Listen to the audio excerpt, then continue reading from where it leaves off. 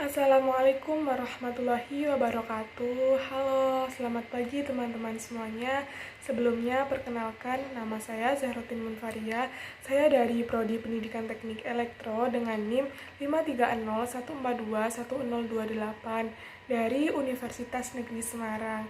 Nah, pada kesempatan kali ini saya ingin membuat video pembelajaran sesuai dengan RPP yang telah saya buat untuk memenuhi tugas mata kuliah strategi pengelolaan dan pembelajaran. Oke, silahkan ditonton. Oke, sebelumnya Bismillahirrahmanirrahim. Assalamualaikum warahmatullahi wabarakatuh. Selamat pagi anak-anak semuanya. Apa kabar nih dari kalian? Semoga sehat-sehat semuanya ya. Oke, sebelum pembelajaran kita mulai, marilah kita berdoa menurut agama dan keyakinan kita masing-masing. Berdoa dimulai. Berdoa dicukupkan. Oke. Pada pagi hari ini ada yang tidak masuk nggak ya? Atau masuk semua ya? Oke, masuk semua ya. Oke. Pada pelajaran kali ini, saya akan membahas mengenai tentang PLC. Nah, apa tuh PLC? Jadi kalian ada yang tahu nggak PLC itu apa? Oke, PLC merupakan singkatan dari Programmable Logic Controller. Nah, PLC itu komputer elektronik yang mudah digunakan atau sangat friendly lah, gampang lah digunakan, yang memiliki fungsi kendali berbagai tipe dan tingkat kesulitan kesulitan yang beraneka ragam. Nah, menurut Rapiel pada tahun 1982, PLC merupakan sistem elektronik yang beroperasi secara digital dan disiplin dan desain untuk pemakaian di lingkungan industri, di mana sistem ini menggunakan memori yang dapat diprogram untuk menyimpan secara internal instruksi-instruksi yang mengimplementasikan fungsi-fungsi seperti logika, urutan perwaktuan, pencacah, dan operasi aritmatika untuk mengontrol mesin ataupun proses melalui modul-modul input ataupun output digital maupun analog. Nah, PLC itu mempunyai banyak fungsi. Nah, untuk fungsi umum dari PLC yang itu ada kontrol, mentoring plan, shutdown system. Nah, untuk kontrol sendiri itu PLC memproses input sinyal biner menjadi output yang digunakan untuk keperluan pemrosesan teknik secara berurutan. Di sini, PLC menjaga agar semua step atau langkah dalam proses sekuensial berlangsung dalam urutan yang tepat.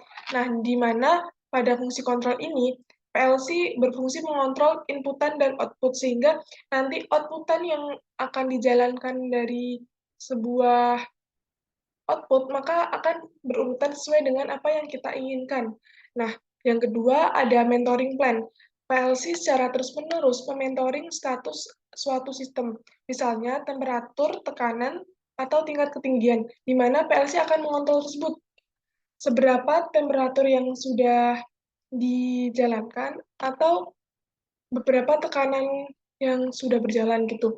Nah, selain itu dapat mengambil tindakan yang diperlukan sehubung dengan proses yang dikontrol, misalnya nilai sudah melebihi batas atau menampilkan pesan tersebut pada operator. Misalnya, eh, tekanan tersebut sudah melebihi batas yang kita inginkan, sehingga nanti PLC akan memberikan atau menampilkan pesan kepada operator yang mengurusi di bidang produksi tersebut atau di industri tersebut.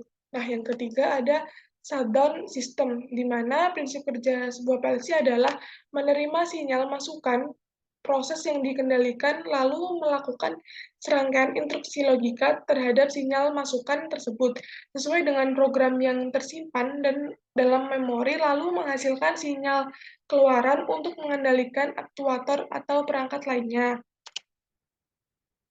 Nah, ini merupakan diagram kontrol dari PLC.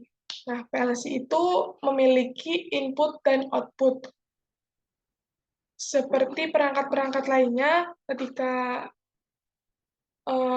memiliki ada sebuah sistem pasti ada input, output. Nah, prosesnya itu sendiri ada di PLC.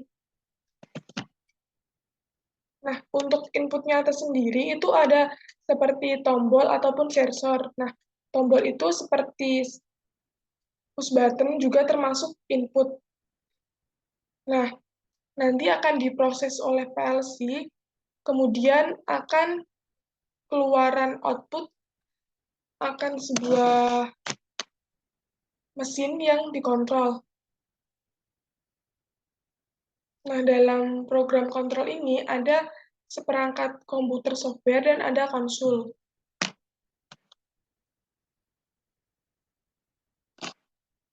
Oke, next.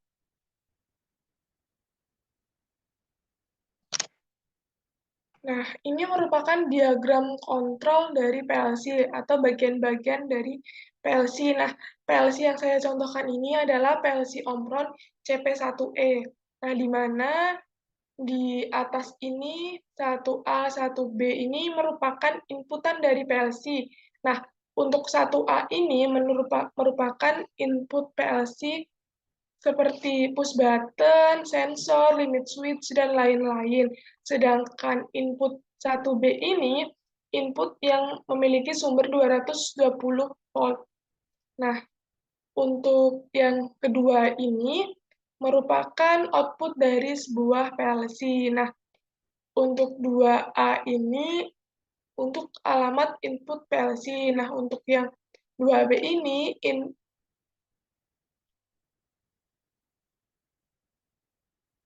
mohon maaf. Yang pertama ini input PLC seperti push button, sensor, limit switch. Nah, sedangkan 1B ini untuk input yang sumbernya 220 volt. Nah, sedangkan yang bawah ini merupakan indikator dari alamat input. Yang 2A ini merupakan indikator alamat input PLC. Nah, untuk yang 2B ini keterangan input untuk tegangan 220 volt AC. Nah, untuk yang nomor 3 ini merupakan output dari PLC. Yang ketika kita menginstalasi itu masuknya ke output 3A ini. Nah, sedangkan 3B ini output untuk sumber PLN yang 24 volt DC.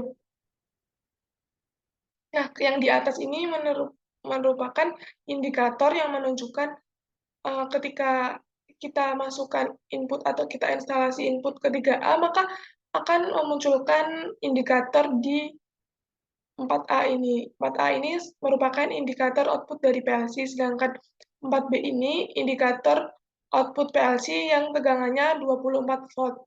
Nah, untuk yang kelima ini merupakan tempat baterai PLC.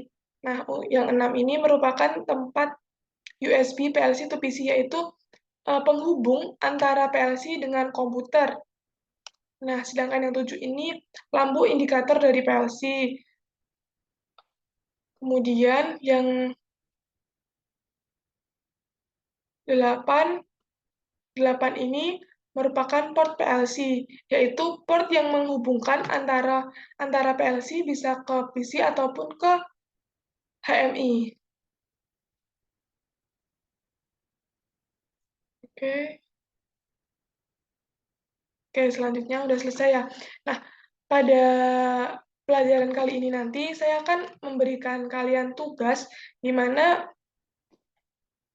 nanti akan ada kelompok, kalian akan dibuat per kelompok. Nah, satu kelompok itu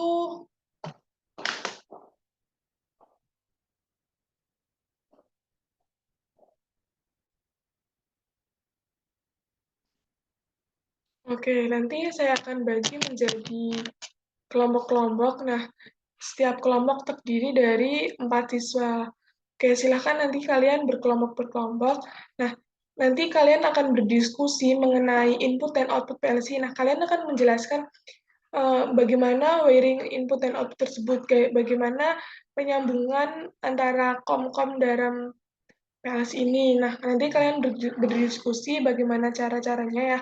Terus kalian juga nanti selain input, kalian juga harus mempelajari output dan mempelajari semua ini bagian-bagian dari PLC, bagaimana ini cara menggunakannya, ini bisa hidup bagaimana, dikasih sumber bagaimana gitu. Nanti kalian berdiskusi untuk mencari tahu lebih detail mengenai bagaimana komponen-komponen atau bagaimana bagian-bagian dari PLC CP1E ini.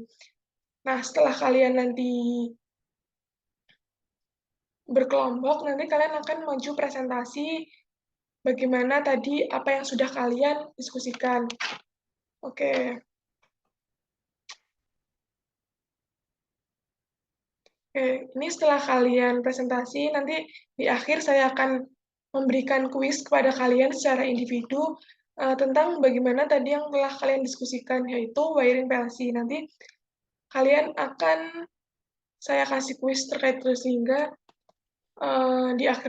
di akhir pembelajaran nanti kalian akan paham bagaimana wiring PLC yang telah kalian pelajari tadi.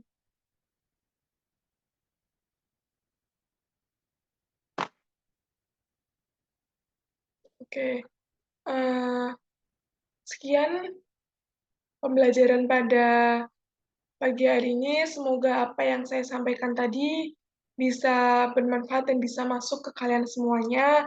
Terima kasih. Sebelum pelajaran kita mulai, marilah kita berdoa menurut agama dan keyakinan kita masing-masing. Berdoa dimulai. Berdoa selesai. Terima kasih. Wassalamualaikum warahmatullahi wabarakatuh.